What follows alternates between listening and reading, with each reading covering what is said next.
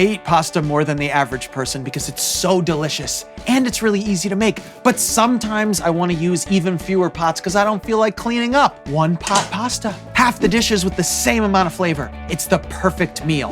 Life can be a struggle, but a good meal doesn't have to be. We can make creative, nutritious, and inventive dishes that won't break the bank. We'll eat well and save money, because that's what we do.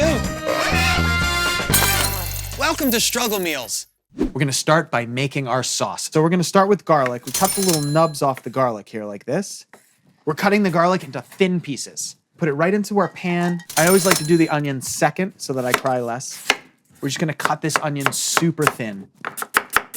I'm putting the onions and garlic into the pot so they're out of our way, but I'm not turning the heat on. This is a great opportunity to add some greens. I think Swiss chard is a really great way to go. This stalk here is gonna take a while to cook, whereas the leaf will happen instantly. So we need to separate these things like this. Let's chop up the stems so that they're about the same size as the onions and garlic. So we're gonna chop up these leaves now. We're gonna set them aside and we're just gonna stir them in at the last second so they stay vibrant. We've got some pasta here. We're gonna lay it on top. We're creating a nest in which our pasta can cook. It's literally a pasta braise, which means we need liquid because pasta is a dehydrated product and it needs to be rehydrated. So what do we use? Tomatoes, obviously. Chopped or crushed, great way to go. Well, gee, that looks delicious, but it certainly does not look wet enough. I'm gonna add in broth. This could be water with ramen flavor packets. And really what I'm trying to do is just bring that liquid up to the pasta level. Pushing all the penne below the liquid. We're building flavor here and we can get even more from our package drawer.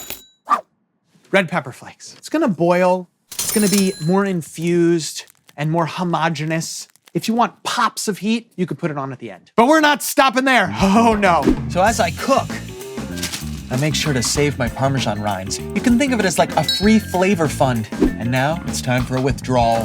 This is a classic Italian grandma move, and Italian-American grandma move, and Italian-American mama move. You put these rinds right into your soup and you get a salty umami amazingness. So we can throw this right in here, hit it with just a little bit of salt, just a little bit of salt, just to bring everything out naturally. This is not like salting your pasta water because we're cooking everything all at once. So salt with caution. I will hit it with some pepper though, which is breaking the rules of only choosing one pepper in an Italian dish, but this isn't an Italian dish. This is a struggle meal. So you can see what's happening here. We're making the sauce and cooking the pasta all in one pot, which means there's less of a cleanup with all the flavor that you know and expect from a penne pomodoro variation of penne tomato sauce. All right, so our pasta's boiling. We can turn this down now. We can put a top on. We're gonna set a timer for 10 minutes, and we don't need to be here for 10 minutes. I can focus on important things like changing that vacuum filter.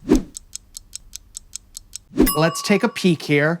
The pasta's pretty cooked. I'm gonna turn off the heat. Let's add in our leaves for this last little bit of cooking here. These just need a few minutes to cook. That's why I'm adding them right now at the end. In the meantime, we're gonna head over to the herb garden. Now this is really smart because you get that fresh flavor and you only pay for it once because it's alive, it keeps growing. Boom, basil. Oh, it's so fragrant, it smells so good, I love so much. Pull those extra stemmy bits off. Get just the leaves. You can leave them just like this. You can chiffonade if you want. Roll up the leaf like a cigar. You just choo-choo train right through.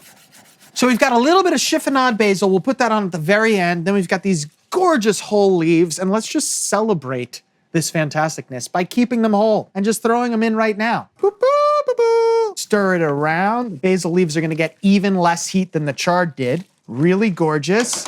I am not tasting for salt right now because I'm gonna add a whole bunch of Parmesan cheese, and that has salt in it. We're grating cheese right in here. This is gonna do two things for us. One, it's gonna add a salty umami flavor that has already been there in the base by the cheese rind.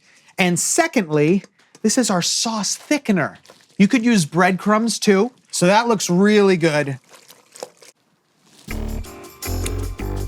Does it need a little more salt? Maybe a pinch. A little fresh olive oil right at the end. It looks fantastic. It smells great. Look at that. You can just see it happening.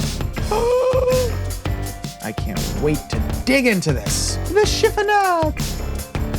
Oh, Basil Bay. So this looks really fantastic. It smells even better. And in addition to a low cleanup, it's $2.28 a serving. This is a win all around, people. I have a fork in my pocket. Let's dig in. Here we go.